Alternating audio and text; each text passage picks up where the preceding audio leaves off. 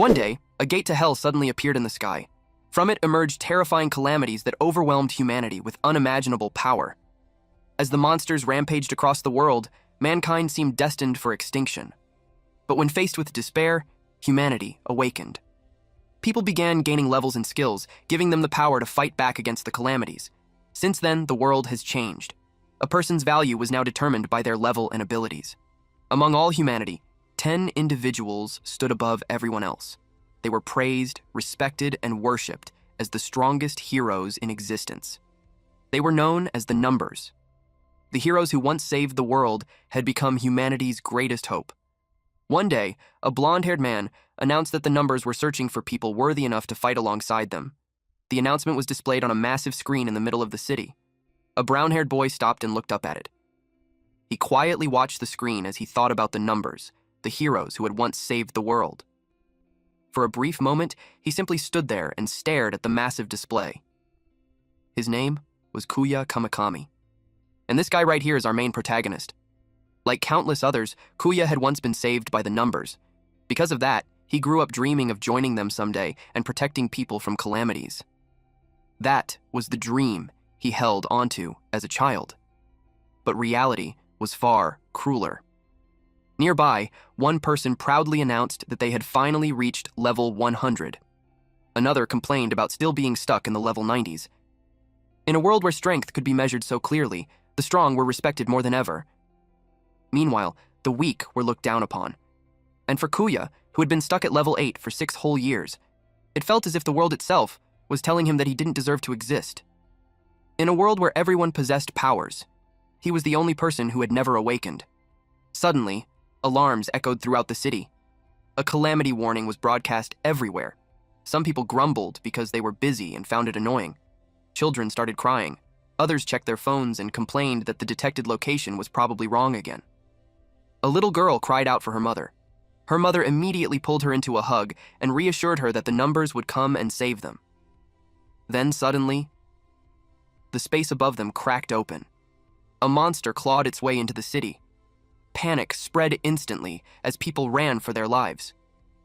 But the mother and daughter froze in fear. The moment Kuya saw them, he turned around and sprinted forward without hesitation. He placed himself between the monster and the two civilians as the towering creature loomed over him. His entire body trembled with fear. The monster let out a deafening roar. At that moment, Kuya wished more than anything that he had power. Then, in an instant, a blonde-haired man appeared and kicked the monster away. Kuya's eyes widened in shock. He recognized the man immediately. It was Inui, Seika Inui. One of the Numbers, the man known as the strongest in the world, and the person Kuya admired more than anyone else. 6 years ago, a monster known as a special grade Calamity appeared. Even awakened humans were no match for it. Countless people lost their lives. At the time, Kuya was only 11 years old. Covered in blood, he sat helplessly among piles of corpses. Most of what happened that day had become a blur in his memory, but one memory remained crystal clear. The Numbers fought a desperate battle against the Calamity with their lives on the line. Inui personally faced the monster in combat, and just when he finally cornered it, the monster noticed something. It saw Kuya, and immediately shifted its attention toward him. That was where Kuya's memory ended. When he regained consciousness, Inui was holding him tightly and assuring him that he was safe now. That was the moment Kuya realized that Inui himself had saved him. A scream suddenly pulled Kuya back to reality. A crowd had gathered around Inui in excitement after recognizing him as one of the Numbers. Kuya stood there completely stunned. Until one of the fangirls shoved him aside. Only then did he realize just how overwhelmingly popular Inui truly was. There were still so many things he wanted to tell him, and chances like this might never come again. Gathering his courage, Kuya tightly gripped his notebook labeled "Things to Do to Become One of the Numbers." Then he called out to Inui. Inui turned around. Kuya nervously asked if he remembered the boy he had saved 6 years ago. He confessed that ever since that day, he had wanted to become as strong as him. He explained that he had tried his hardest all these years, but no matter what he did, his level and skills never improved the way he wanted them to. Desperately, Kuya asked what he needed to do to become one of the Numbers. Inui remained silent. Suddenly, one of the fans yelled at Kuya to move already and shoved him onto the ground. Groaning in pain, Kuya slowly sat back up. Then a young girl suddenly called out, "Big brother!" Kuya immediately recognized her. She was the little girl from earlier. Relieved that she was safe, he looked toward her, but she ran straight past him and thanked Inui for saving her instead. Kuya quietly lowered his eyes. Then he slowly stood back up and left, because he still had to go to school. A live news report was being broadcast from Shibuya. The reporter explained that although a calamity warning had appeared during one of the busiest hours of the day, a nearby subjugation team had responded immediately. She proudly announced that Seika Inui of the Numbers had successfully defeated the beast. Praising his swift actions, she declared that peace had once again been protected in Shibuya. Inui stated that the mission of the Numbers was to ensure that the tragedy from 6 years ago would never happen again. He declared that they would continue fighting with their lives on the line to uphold that duty. The reporter asked if he was referring to the special grade Calamity incident, the disaster that caused the highest number of casualties in history. Inui confirmed it. He stated that they had paid a terrible price during that battle and lost many of their fellow Numbers. Kuya silently watched the broadcast from the giant screen. Excitedly, the reporter pointed out that Inui was the man who defeated the Calamity and became a living legend. The crowd around him erupted into cheers. Inui looked like he wanted to say something, as if he was about to deny it, but when he saw the smiles and admiration on his fans' faces, he simply smiled back and waved at the crowd instead. Meanwhile, Kuya continued walking toward school. Then suddenly, someone grabbed him from behind. A blonde-haired boy wrapped an arm around Koya's shoulders while calling him Hachiko. Startled, Kuya immediately recognized him. It was Tanba. Kuya awkwardly stammered Tanba's name. Without warning, one of Tanba's friends kicked Kuya hard in the stomach. The guy shouted that a little pipsqueak like Kuya had no right speaking casually to someone like Tanba. The three bullies looked down on him with mocking smiles.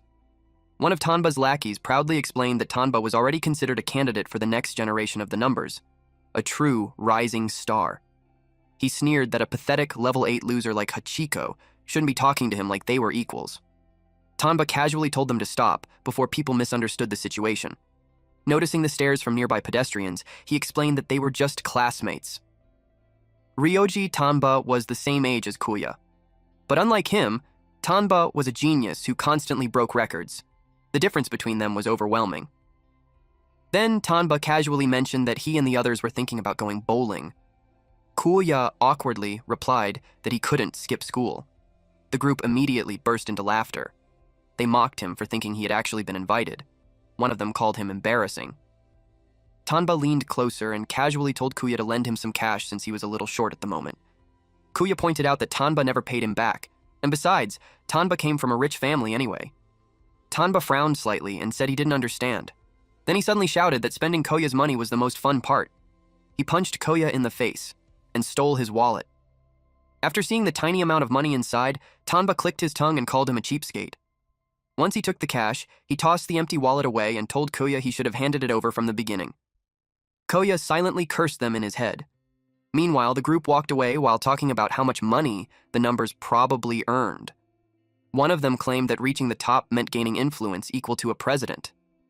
Tanba admitted that he desperately wanted to become one of the Numbers because they probably had everything: money, women, and luxury. The moment Kuya heard that, his eyes widened. Quietly, he muttered that they were wrong. The group stopped and turned toward him. Then Koya suddenly shouted at them that they were wrong. He grabbed Tanba by the shoulders and yelled that the Numbers were not vulgar people like them, so they had no right mocking them. Koya declared that no matter how talented Tanba was, someone like him could never become one of the Numbers. Naturally, those words pissed Tanba off. Turning toward his friends, Tanba announced that bowling was canceled. Instead, he decided to teach Kuya a lesson. Inside an abandoned building, the group surrounded Kuya. Tanba punched him and demanded to know who gave him the right to talk back. Then he revealed his level. A status window appeared before Koya's eyes. It displayed the name Ryoji Tanba, level 2500. Skill: Pocket. Tanba reminded Koya that he could crush a weakling like him instantly. Then he proudly announced that he would show him his ultimate skill: Pocket. Koya stared in shock as a giant dark fish-like creature materialized behind Tanba. Tanba explained that his skill allowed him to store anything inside his pocket, claim it as his own, and summon it whenever he wanted, even calamities. He brought up Kauya's earlier statement about him never becoming one of the numbers. Then he asked if Kauya could still talk big after seeing this monster. The Calamity immediately charged toward Kauya. The others laughed at him. Tanba mockingly told him to run, otherwise he would get eaten alive. Kauya stumbled and crashed face first onto the ground. The Calamity roared violently before biting directly into his leg. With terrifying force, it slammed him into the ground. A violent explosion of dust and purple energy erupted outward. One of the guys nervously muttered, "Oh, whoopsie." Blood spread across the floor. Kauya looked down in horror at his severed leg. Then he screamed in agony. One of the bullies panicked and asked if Kauya was seriously about to die. Tanba calmly replied that if the thorium we saw or they called an ambulance now, someone with a healing skill could still save him. He suggested pretending they had simply discovered a weak civilian being attacked by a Calamity. After all, saving Kauya would probably improve his reputation even more. Standing over Kauya's broken body, Tanba mockingly asked if he wanted to be saved. Then he offered him a deal. He said he would save Kauya, only if Kauya agreed to become his dog for the rest of his life. Kauya could do nothing but lie there helplessly, while Tanba continued calling him worthless. Tears formed in Kauya's eyes as he wondered why this was happening to him. Then Tanba accidentally stepped on something. It was Kauya's notebook. He picked it up and showed it to the others. Reading through it, he found a note that said, "Do 300 push-ups and sit-ups every day."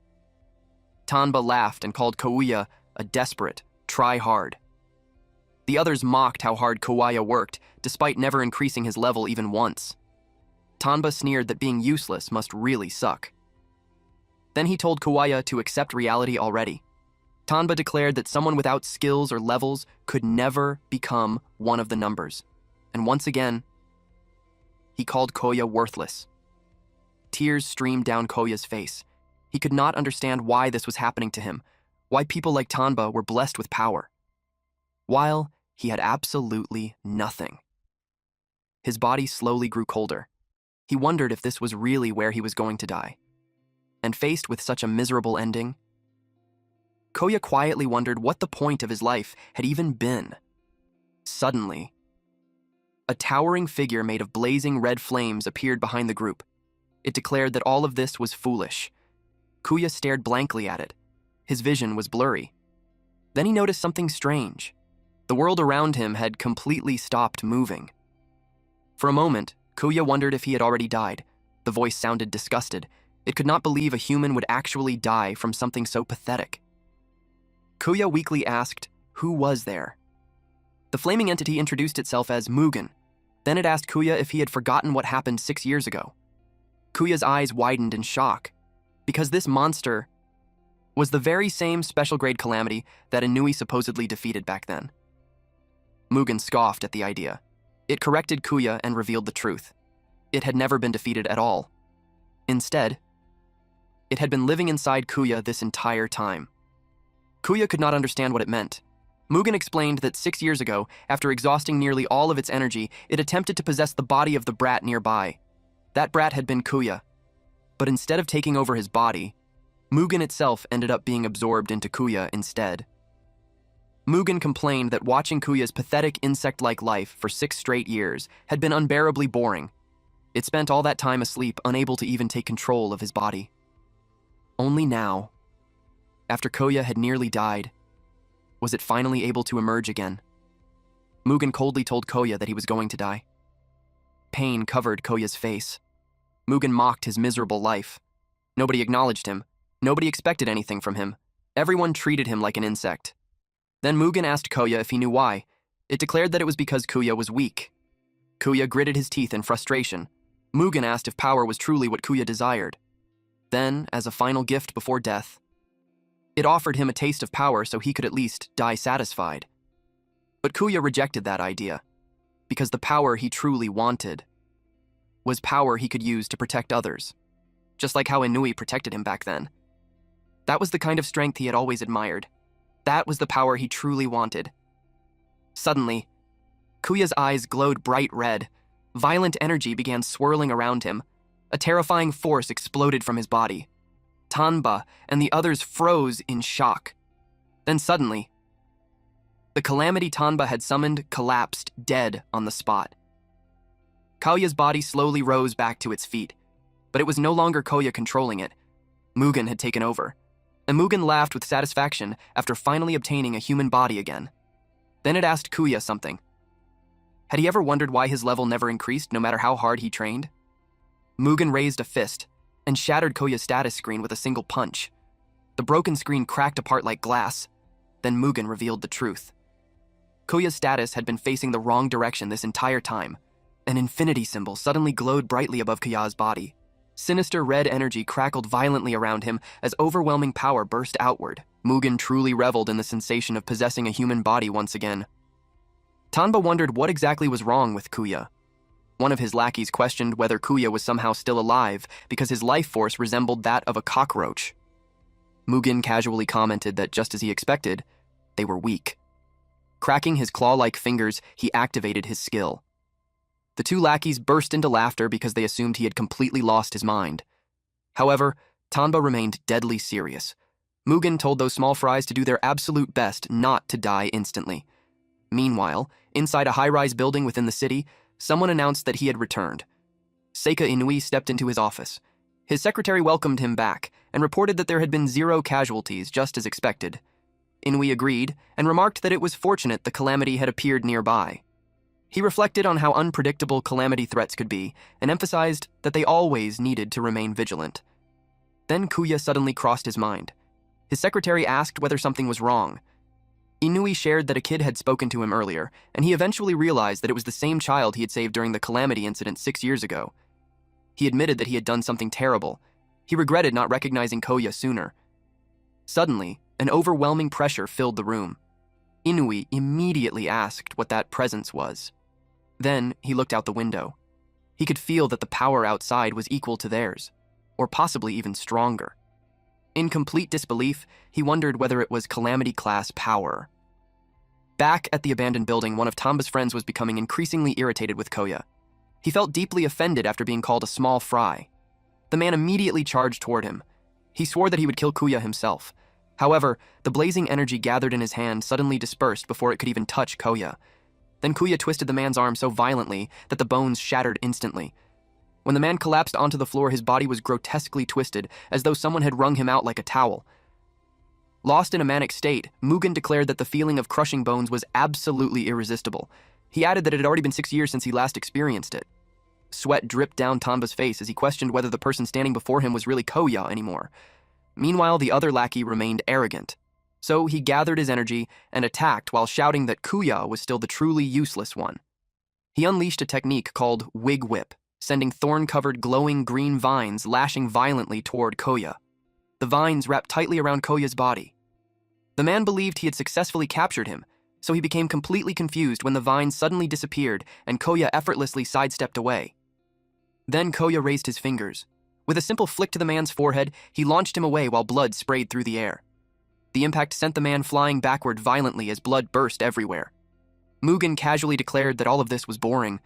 He wanted something far more exciting instead. Suddenly, Mugen sensed something approaching. A wide grin slowly spread across his face after realizing that a big one had finally arrived. Tanba immediately activated his technique Pocket. Purple portals of energy opened all around him. Tanba shouted at Kuya not to get carried away and cursed him as a bastard. Then he unleashed countless daggers toward him at incredible speed. However, Mugen looked disappointed. He effortlessly shattered every projectile as he realized that the presence he sensed was not Tanba at all.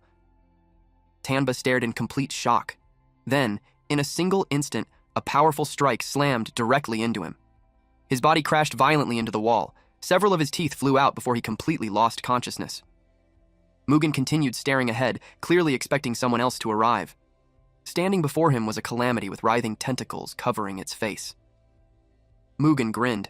He asked whether it had come to celebrate his revival before mockingly calling it Big Guy. Mugen already knew that this weak Calamity did not possess a will of its own, so he wondered whether it had simply been drawn there by sensing his power. Meanwhile, Tanba stared at the scene in complete confusion while blood dripped from his nose. He could not believe that just as Kuya suddenly became monstrously strong, another terrifying Calamity had appeared as well. At that point, he genuinely wondered whether he was dreaming. Mugen became excited and declared that it was finally time for some warm-up exercises. Inside his own mind, Koya questioned what exactly that power was. He slowly stared down at his own hands. Then he wondered whether he was even truly alive anymore, because only moments earlier, his body had felt freezing cold. Mugen stood before the gigantic Calamity and casually asked the kid whether he was still alive. With a sinister smirk spreading across his face, he asked Kuya once again if he was truly alive. Then Mugen slowly began walking forward while continuing to converse with him. A wicked smile appeared across his face as he told Kuya to enjoy the show from the best seat in the house. Power surged violently through his body, causing the ground itself to crack apart beneath him. Kuya questioned what Mugen meant and demanded to know what exactly he planned to do. Standing directly before the massive, tentacled Calamity, Mugen declared that his intentions should already be obvious. Then he brought up the burning incident from 6 years ago. Kuya suddenly remembered the horrifying sight of Mugen standing amidst a ruined city, while corpses covered the streets everywhere. Horrified, Kuya wondered whether that nightmare was about to happen all over again. Mugen declared that he would kill the Calamity first, and after that, he would resume slaughtering the humans. However, something suddenly made his eyes widen in surprise.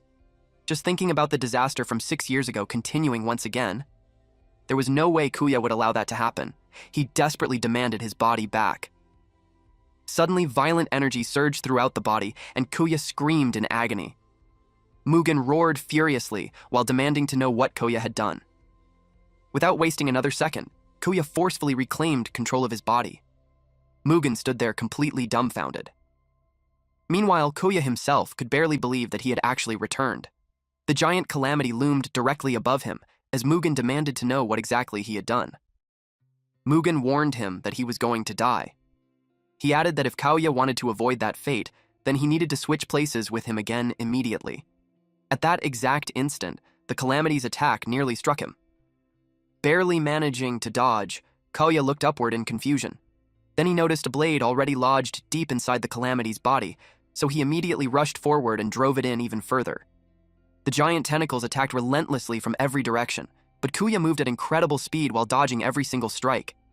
Mugen scoffed after realizing that Kuya was not only controlling the body again, but was also using Mugen's power at the same time. Kuya could feel his body moving almost on instinct. At the same time, the Calamity's attack suddenly looked unbelievably slow to him. Then, with a powerful punch, Kuya slammed his fist directly into the giant creature. At that moment, he realized that he could actually do this. Until one of the tentacles suddenly wrapped around his leg. Caught completely off guard, Kuya was instantly yanked away. The Calamity held him upside down in the air, while its glowing yellow eyes stared directly at him. Struggling desperately, Kuya told himself to stay focused. He forced himself to feel the power flowing through him. Then, a status window suddenly appeared before his eyes, revealing his skill, Unrestricted Awakening. At the same time, his level changed from 8 into an infinity symbol. While suspended in mid-air, Kuya began channeling that overwhelming power. Suddenly, beams of light erupted from inside the Calamity's body itself. A massive explosion erupted outward. The blast destroyed most of the building. When everything settled, Kuya stood amidst the remains of the defeated Calamity. Nearby, Tanba groaned painfully while lying across piles of broken debris. Kuya could not believe that the entire building had practically been blown apart. Meanwhile, Mugen wondered what exactly was wrong with him. That moment marked Kuya's true encounter with Mugen, and that encounter would eventually invite countless future battles into his life. At the time, however, Kuya had absolutely no idea about any of that. Elsewhere, a young man calmly sat atop the head of a gigantic slain beast while quietly muttering that everything was boring. The morning news reported that a Calamity had appeared inside an abandoned building within the city the previous day. The broadcast explained that the Metropolitan Police and the Calamity Countermeasures headquarters were currently investigating the incident. It was also announced that the numbers themselves would participate in the investigation.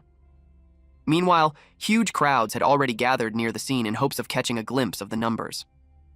Watching the news from inside his room, Kuya muttered that things had turned into a massive mess. He remembered everything that happened the day before. He had caused the Calamity to explode and practically destroyed the entire building in the process. Kuya slowly inspected his hand. Then he checked his status window. His level had returned to level 8, yet his body no longer felt completely like his own. It felt as though overwhelming power was constantly overflowing inside him. Suddenly, Kayano noticed his reflection in the mirror and froze in shock. There were now red highlights mixed into his hair. He looked like some delinquent and immediately complained that he hated it. At that moment, he realized that everything that happened yesterday had truly been real. Then his eyes landed on the massive scar across his leg, causing his face to instantly turn pale. At that exact moment, Mugen's voice echoed in his mind, telling him that if he wanted to keep dreaming, then he should simply go back to sleep already. Suddenly, dark energy began swirling all around Koya. Confused, he looked around and asked where exactly he was. Mugen coldly called him insolent.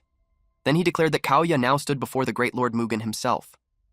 Mugen remarked that it was unbelievable for a mere human to interfere with him, and stated that Koya should consider it an honor. Koya glared directly at him. After all, this was the special grade Calamity Mugen, the same monster who plunged the world into terror 6 years ago. Koya scolded him for doing whatever he wanted inside a human body. Since Mugen was supposed to be a Calamity, Koya demanded to know why he was doing something like this in the first place.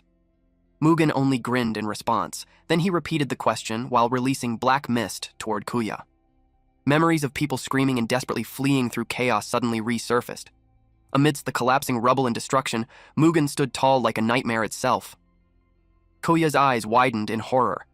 He collapsed onto his knees while breathing heavily. As Mugen's thoughts poured directly into his mind, Koya realized something terrifying. Mugen only understood destruction, slaughter, and an endless urge to consume absolutely everything.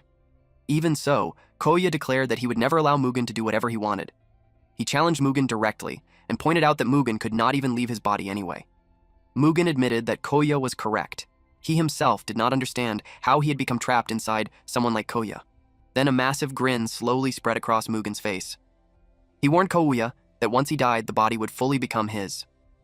Koya stared back at him with determination while dark energy endlessly swirled around them. Chuckling to himself, Mugen remarked that the day was not far away anymore. Koya immediately demanded to know what he meant by that. Mugen asked why Koya thought the giant Calamity from yesterday had appeared in the first place. He revealed that calamities were naturally flocking toward Koya like moths drawn toward a flame. Mugen described a future filled with endless screams, chaos, and destruction. According to him, the world itself would eventually become a living hell. Koya realized that calamities were now gathering around him. Mugen casually stated that the weak calamities from before posed no challenge for him at all. However, sooner or later, Koya would inevitably be killed by one of them. Mugen eagerly looked forward to the day he could finally take complete control over Kuya's body, but until that day arrived, Koya would have no choice but to continue fighting alone. Later, a train sped through a dark tunnel. Koya sat quietly inside one of the train cars while thinking about how he was supposed to keep fighting. He knew there was no way he could continue relying on the power of a calamity forever. Still, he also understood that this was not a problem he could solve alone anymore. This was no longer just his personal issue. It had become a threat to all of humanity itself, and in Koya's mind, there was only one person capable of solving something like this. Seika Inui. Koya pinned the location of the numbers association on his phone. He felt certain that if he honestly explained everything, Inui would help him. Eventually, he got off the train at the numbers association station. The moment Koya stepped onto the platform, a group of delinquents immediately noticed him and started calling him Hachiko. They mocked him while asking what a worthless dog like him was doing there. Koya remained silent. One of the bullies remarked that Koya was acting pretty cold toward them now. Another suggested that they should all have a little fun together instead. Koya quickly apologized and explained that he was in a hurry. He politely asked whether they could do this another time instead. One of the delinquents scoffed and remarked that Tanba's little pet was suddenly talking awfully boldly. The leader declared that they needed to teach Koya a lesson for Tanba's sake. Throwing a heavy punch toward him, the man ordered Koya to quietly wag his tail like usual. Koya instinctively braced himself. However, when he felt absolutely nothing hit him, he slowly opened his eyes in confusion. Suddenly, the man screamed in agony while clutching his arm. The others immediately rushed toward Koya while demanding to know what he had just done.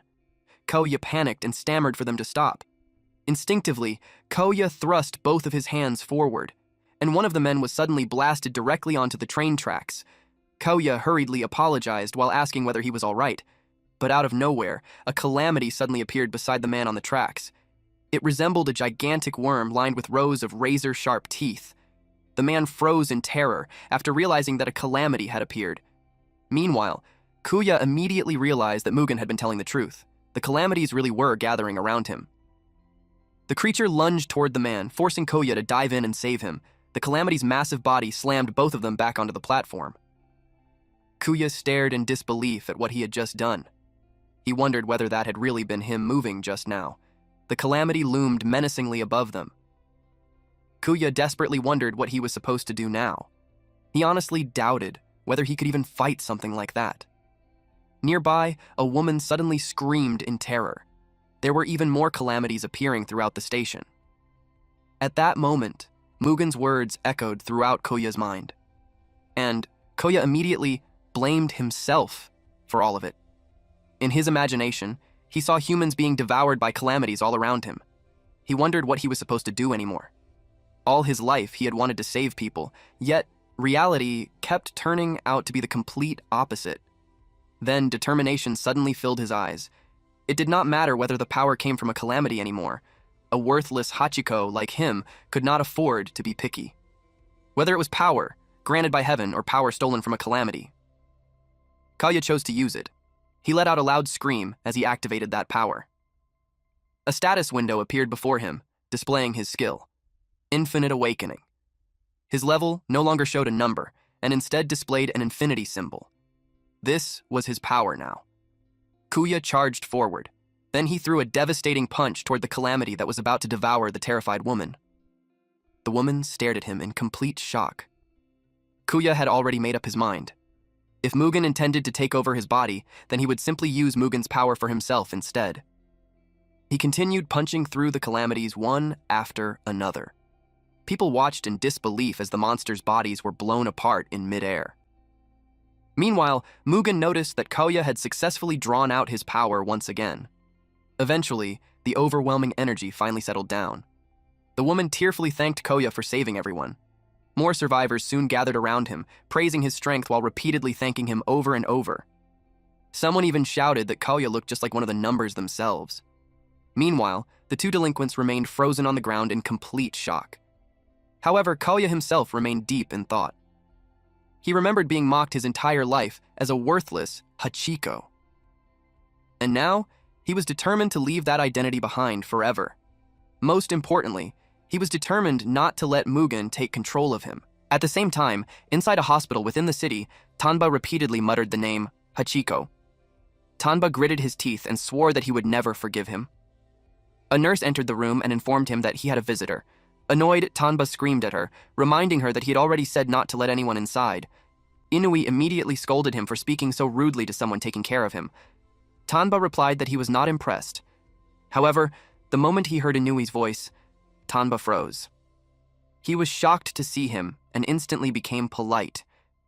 Inui asked whether his injuries were all right after surviving such a disaster.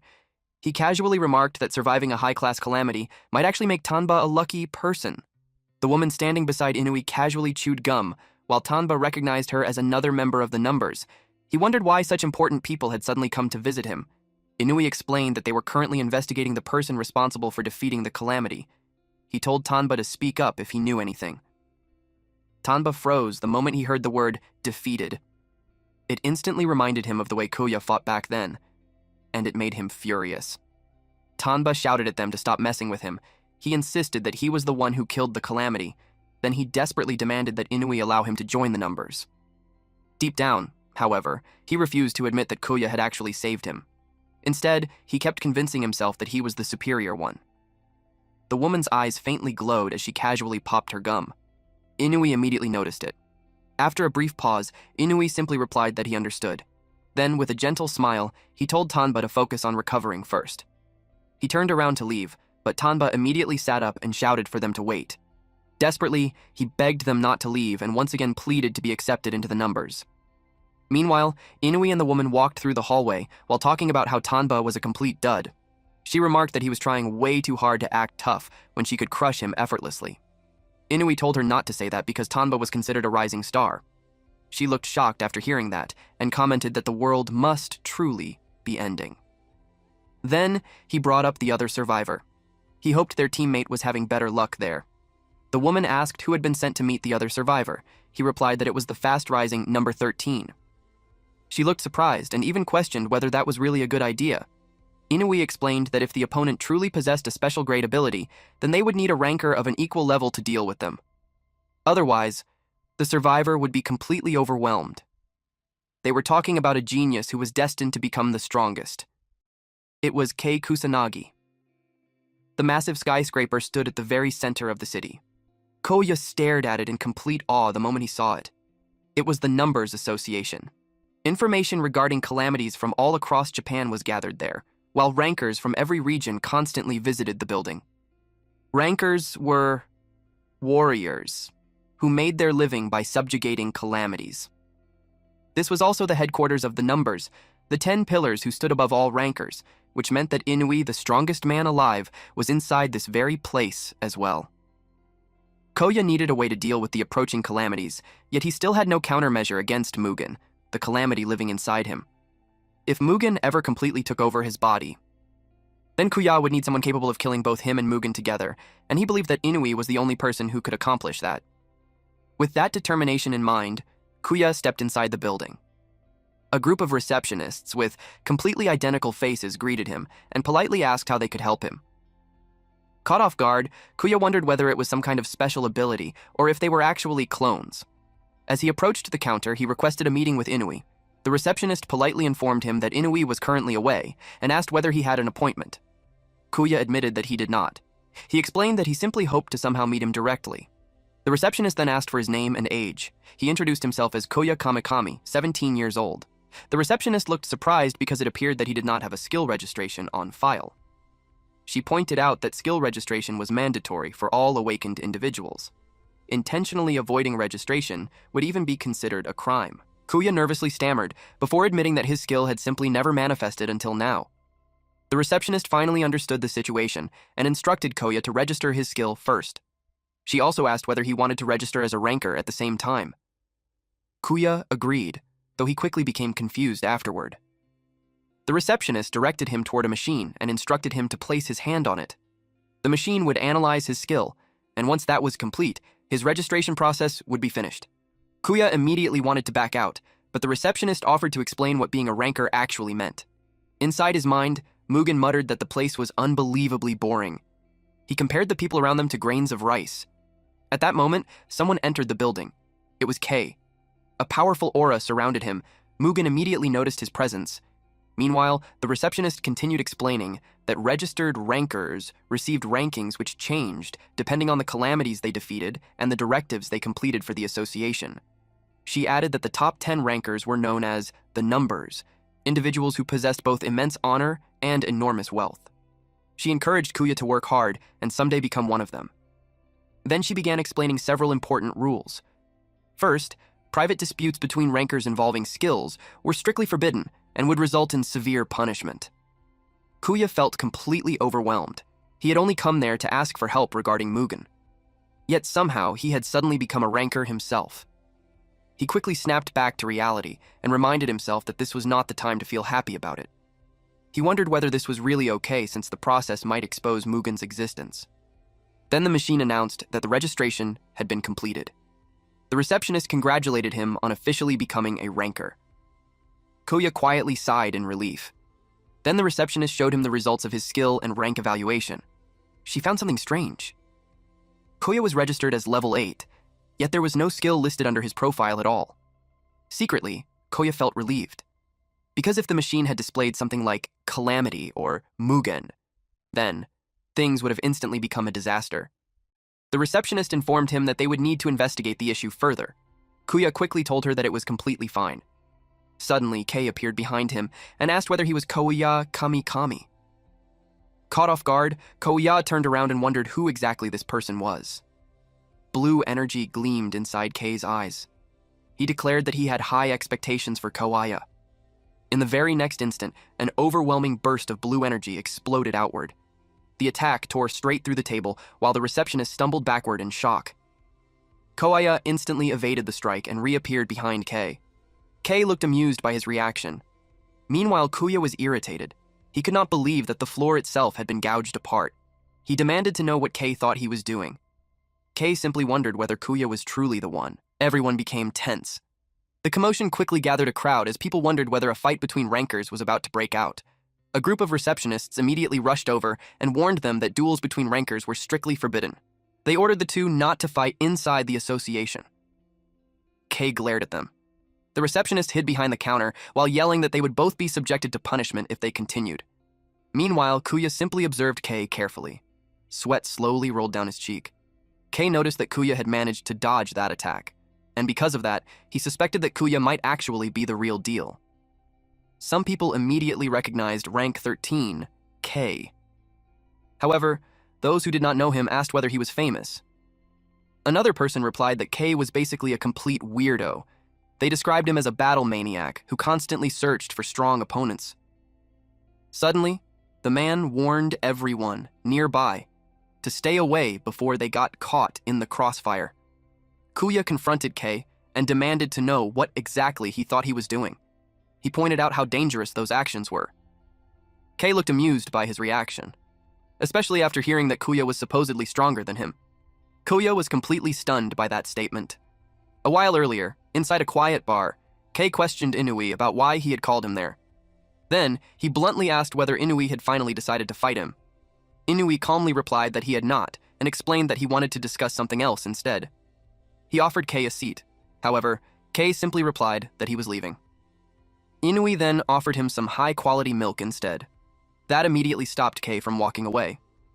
He turned around, returned to the counter, and began drinking it, while stating that he would leave as soon as he finished. Only then did Inui finally explain that he wanted Kei to make contact with a certain boy. This boy happened to be the person who encountered and survived the Calamity earlier that morning. Kei asked why that mattered. Inui explained that Kei had sensed it too, that the Calamity had been dangerously close to special grade level. Therefore, if that Calamity had truly been repelled, then this boy might actually be stronger than Kei himself. That completely stunned Kei. Inui wanted to know whether the boy shared the same aspirations as them. He added that if Kei did not want to handle it, then he would personally take care of the matter himself. Kei immediately asked whether Inui intended to fight the boy. Inui calmly replied that it would depend on the circumstances. Kei's brows furrowed. He finished the rest of his milk in one go. Then, the moment he emptied the glass, he declared that he would be the one to fight Kei. Inui calmly replied that when the time came, he would accept Kei's challenge. Back in the present moment, Kei checked Koya's status window. He remarked that Koya's stats looked completely bugged. Something about them was obviously not right. Koya felt his skin sting from the pressure alone. Compared to this, even Tanba was nothing. The strength Koya sensed from Kei existed on an entirely different level. Kei remarked that if Koya refused to come to him, then he would simply approach Koya himself. He immediately unleashed another attack, forcing Koya to barely evade it in time. Koya shouted for him to stop because he had absolutely no intention of fighting him. Kei challenged him to try stopping him instead. Koya continued dodging the attacks while desperately wondering what he should do. One thing was certain. If he lost control and got defeated, Mugen would appear. And that was the one outcome he absolutely wanted to avoid. Blue energy gathered within Kei's palm. Then he hurled the attack forward and ordered Kuya to hurry up and reveal his true power already. His arm overflowed with terrifying energy. He was trying to force Kuya into exposing his real strength. Kuya immediately realized how bad the situation had become. He prepared to dodge. But then, he suddenly noticed a child standing directly in the attack's path. His eyes widened in shock. The child was too terrified to even move. Koya yelled at Kei to stop because there was a child there. But Kei showed no intention of stopping, forcing Koya to block the attack with his forearms instead. A massive explosion swallowed the area in blinding light. When the smoke finally cleared, Kei calmly stood amidst the destruction. He remarked that no matter how he looked at it, Koya definitely was not just level 8. Meanwhile, Koya tightly held the child protectively in his arms. He was furious at Kei and demanded to know what his intentions actually were. That kind of power was supposed to defeat calamities and protect people. Kei immediately replied that it was not. He revealed that he simply fought because it was fun. To him, it made no difference whether the opponent was a human or a calamity. All he cared about was testing the limits of his own strength. Infuriated, Kuya shouted for him to stop messing around. He declared that someone who used power so arrogantly was no different from a Calamity himself. Kei taunted Kuya by suggesting that he tried defeating him if he truly believed that. Blue energy condensed into a sphere directly in front of Kei. He expected Kuya to rush toward him. Kuya suddenly became confused when Kei appeared far closer than expected for the attack. A punch nearly slammed into him. Kuya wondered if Kei had just teleported. Then, Kuya noticed Kei's stance. He realized Kei was about to charge once again. Suddenly, Kei closed the distance so quickly that Kuya could barely dodge in time. He realized that his body itself was being forcibly dragged toward Kei. Then Kei delivered a powerful kick. Mugen immediately realized what was happening and found the entire situation amusing. Mugen encouraged Kuya to hurry up and die already so he could finally take over the body completely. Desperate, Kuya poured all his strength into his fist and launched a counterattack. At the same time, Kei clenched his fist as blue energy gathered around it. Kuya was caught completely off guard. Instead of being pulled toward Kei this time, his body was suddenly pushed away with violent force, causing him to slam hard into a wall. Kei raised the orb of energy resting on his palm before leaping into the air. Then he hurled it directly toward Kuya. Kuya barely managed to dodge before appearing behind Kei. Kei questioned why Kuya kept pretending to hold back. However, when he turned around, he immediately noticed something different. Kuya now wore an extremely serious expression. He suddenly rushed forward. Kuya realized that Kei's ability allowed him to manipulate his movements while firing off devastating energy blasts. He still had no idea what kind of skill it actually was. However, he noticed one important detail. Every time Kei clenched his hand, Kuya's body was forcibly moved. Because of that realization, Kuya chose to engage him in close combat instead. He threw a punch directly at Kei. Bursts of energy exploded around their fists as the two continuously exchanged blows. Kei remarked that everything Kuya did was unbelievably boring. Then he punched Kuya directly in the jaw. A second later, he struck him from the opposite side. He grabbed Kuya by the shirt and began punching him repeatedly without stopping. Kuya could feel just how monstrously strong Kei truly was, and he quickly realized that he could never win in a pure fist fight against him. But even then, he could still speak. He shared that he had always been known as the useless Hachiko, but now he was finally going to show everyone the person he had become. He could fight now, and for the first time in his life, he believed he actually had a chance. He threw another punch toward Kei, but Kei easily caught his fist and told him that he had absolutely zero chance of winning. With his other hand, Kei condensed an overwhelming amount of power. Kuya instantly realized how bad the situation was. Then the attack slammed directly into his stomach. A blinding light consumed the entire area. Afterward, Kei sighed in disappointment. He complained that the entire experience had been terrible. He muttered that Inui had tricked him because the fight was not fun at all. Suddenly, however, Kei sensed an energy that immediately made him stop walking away. Dark energy began pouring out from Kuya's body. Mugen had regained control the moment Kuya lost consciousness. Kei stood there stunned. Mugen looked at him and declared that he expected Kei to entertain him properly. Then Mugen warned the mushroom head to brace himself. Mugen laughed loudly.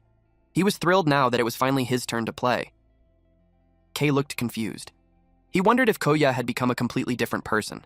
Even though the appearance was mostly the same, Kei could tell that the being standing before him was no longer acting human at all. It felt like an entirely different creature had taken over. Mugen suddenly lunged forward. Kei's eyes widened in shock when a slash tore across his body and blood sprayed into the air. For a brief moment, he genuinely thought he had been killed. He dropped to one knee while clutching his side as Mugen slowly loomed over him. Mugen remarked that he had originally aimed for Kei's head, but Kei barely managed to dodge at the last possible moment. Then, he asked whether Kei could still fight because he could smell the exact same thing coming from him. Joy. A crazed smile slowly spread across Kei's face. Kei suddenly leaped upward and launched another attack. Mugen declared that he had already figured out the secret behind Kei's ability. He guessed that it involved compression, such as compressing either space itself or matter. Kei confirmed that Mugen was correct. Energy condensed within Kei's palm once more. Kei warned him that if the attack landed, calling it painful would not even come close to describing the damage. The two clashed head-on as their powers collided in a blinding explosion of energy. Mugen found it genuinely interesting, remarking that ordinary calamities did not possess abilities like this. Kei was suddenly caught off guard. Mugen's punch slammed directly into his face. The impact was so overwhelming that when Kei crashed into the ground, the earth itself caved inward. Mugen declared that skills meant absolutely nothing in the face of overwhelming power. He mocked Kei by saying that even if a mouse grew horns, a tiger would never flinch because of it. Even while lying on the ground, Kei gathered his power once more and hurled it at Mugen. Mugen's arm was instantly severed. Mugen casually commented that Kuya's body truly had belonged to a weak little mouse. Then his arm regenerated. However, the restored arm now looked monstrous and inhuman. Kei stared in shock. Witnessing that level of regeneration made him question whether Kuya was even human anymore. Mugen suddenly grabbed Kei by the shirt. Then he lifted him straight into the air. A violent burst of force erupted as Mugen slammed Kei brutally into the ground. Kei lay within the rubble and admitted that Mugen was strong. Then he activated his ability, Sanctuary, Absolute Territory. A blinding wave of energy flooded the entire area as he unleashed Absolute Territory.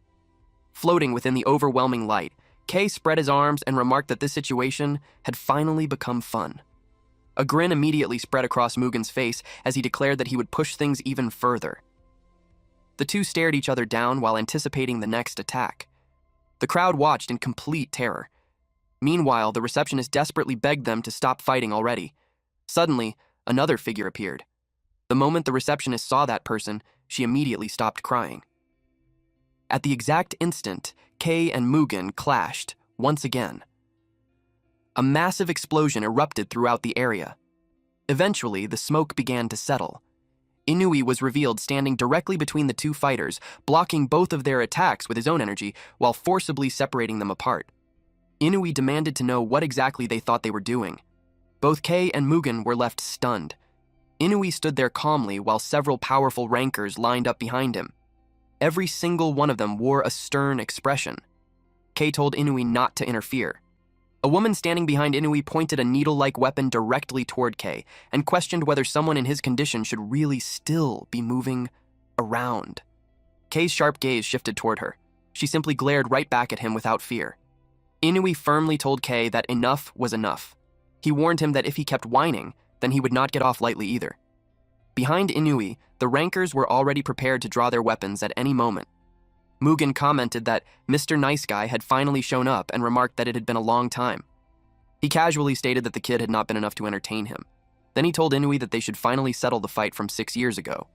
He even added that he did not care if all of them decided to jump him together. Mugen was getting completely fired up. But suddenly, he clicked his tongue in annoyance. He complained that the body was unbelievably frustrating to use. At that moment, Kuya realized that he had regained control again. His body nearly collapsed to the floor, but Inui caught him before he could hit the ground. Inui quietly looked at Koya and remembered that he was the same boy who had once asked how he could become one of the numbers. Then realization finally sank in.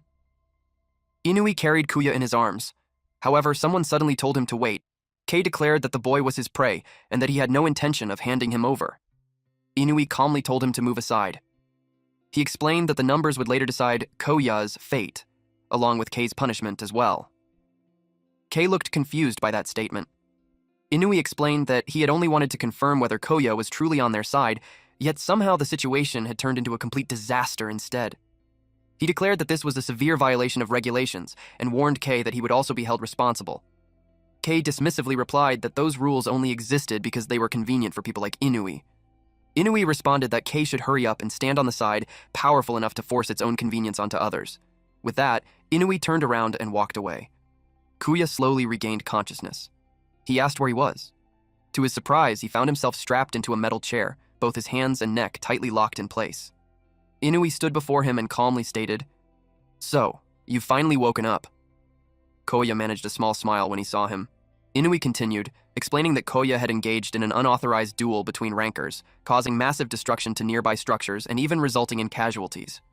As a result, Inui declared that Kuya was being sentenced to death by execution.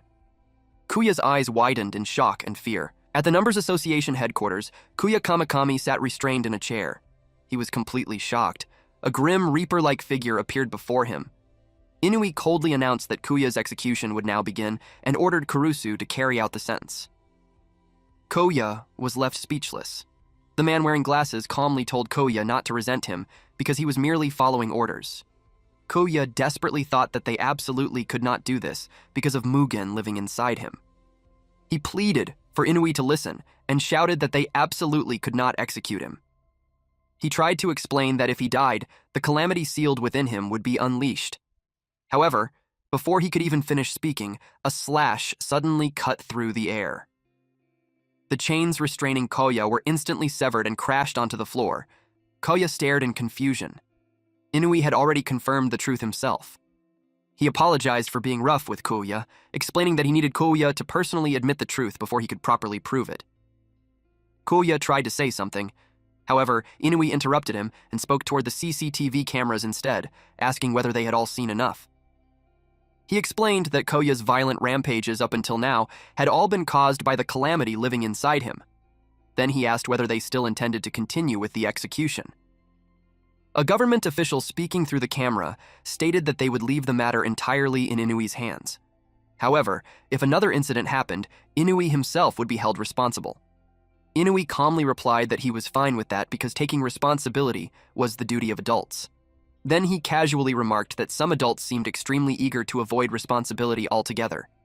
The official reminded him that the government was providing the Numbers Association with an enormous budget and ordered them to quickly create a world free from calamities. Inui simply acknowledged the order with a respectful bow. Once the meeting ended, Kurusu prepared to leave the room. Inui quietly noticed him. Koya finally realized that the man was Akikyo Kurusu, the number 2 ranker among the numbers. Kurusu stated that he was a very busy person. Koya then noticed the girl beside them casually blowing bubblegum and realized that she was Mitsumi Shinomai, the number 10 ranker among the numbers. He was amazed that there were actually 3 members of the numbers gathered inside the same room. Kurusu remarked that even the smallest uncertainty should always be eliminated. He firmly expressed his belief that the boy should still be executed. With that, he quietly closed the door behind him.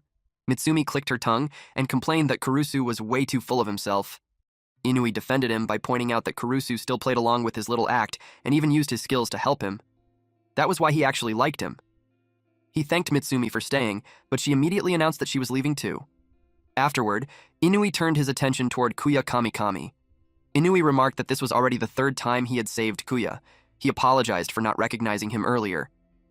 Kuya was stunned that Inui actually remembered him. Kuya then asked how Inui had figured out that there was a calamity living inside him. Inui claimed that he simply had a very good sense of smell, and Kuya carried the scent of a calamity. Kuya looked shocked by that answer. Inui also brought up the drastic changes in Kuya's appearance and personality. He stated that it was obviously not happening through Kuya's own will, and he also could not believe it was merely some kind of skill. On top of that, when Inui met Koya the day before, he had not smelled like a calamity at all. And Koya also just happened to be present at the abandoned building in Shibuya when the calamity first appeared. Taking all those details into consideration, Inui concluded that a calamity was somehow interfering with Kuya, although he admitted that he had only been half convinced because the situation itself was completely unprecedented. Then, he asked Koya to tell him everything. He promised Koya that he was on his side. Hearing those words made warmth spread through Koya's chest.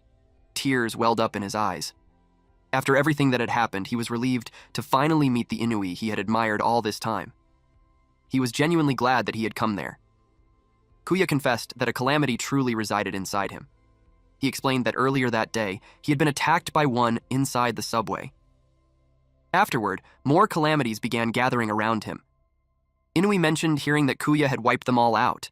Kuya admitted that he seemed capable of using a portion of the calamity's power. Then, Kuya remembered the important thing he originally wanted to tell him. He was just about to confess it when a menacing creature suddenly burst into the room. A man wearing a fur coat appeared. He greeted Inui before questioning when exactly the city had become some kind of gathering place for calamities. He casually mentioned that he had already killed 3 of them on his way there. Then he pointed out that the room itself also reeked of calamity. His gaze immediately landed on Koya, and instantly he knew Koya was the one. In the very next heartbeat, he launched an attack at Koya. Koya immediately vomited onto the ground from the impact.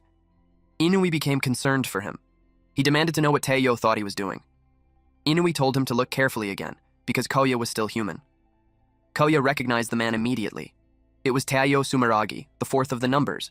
Teo quickly realized that Koya was the so-called Calamity brat who had supposedly been sentenced to death. He questioned why the boy was still alive. Inui calmly replied that they had decided to spare him. Teo immediately asked whether this was just another one of Inui's unilateral decisions. He pointed out that important matters like this were supposed to be discussed among all the numbers together. Inui corrected him and clarified that the assembled numbers had already reached a decision. He added that if they waited around for unreliable people like Teo, then nothing would ever get decided at all. He even admitted that he was honestly surprised Teo had bothered to show up in the first place. Teo took those words as permission to voice his opinion. He immediately declared a death sentence for the brat who reeked of calamity. Then he charged forward again, while announcing that the execution would happen right there and then. Kuya watched as Teo charged straight toward him. The attack triggered a massive explosion. Kuya simply braced himself for impact. However, when he slowly opened his eyes again, he was shocked to see Teo pinned on the ground while Inui twisted his arm behind his back. Inui firmly stated that the decision had already been made. Teo forcefully broke free before angrily shouting at Inui not to look down on him. He accused Inui of always acting the exact same way ever since the beginning, constantly smiling while making every important decision on his own. Inui calmly told him to listen carefully. He explained that their ultimate goal was to win the war against the endlessly appearing calamities and restore the peaceful world humanity once possessed. He emphasized just how valuable Kaoya's existence could become because of his unique ability to coexist and communicate with calamities. Inui suggested that Kuya might someday become the light, capable of solving everything. Teo scoffed at the idea. He questioned how someone who seemed to embody all of the world's weaknesses could ever become humanity's hope. Kuya stepped forward and admitted that he was not someone special at all.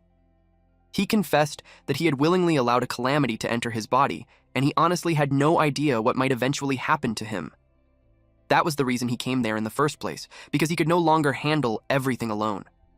Then he made a serious request toward Inui. He asked that if he were ever fully possessed by the calamity and started hurting innocent people again, he wanted Inui to kill both him and the calamity together.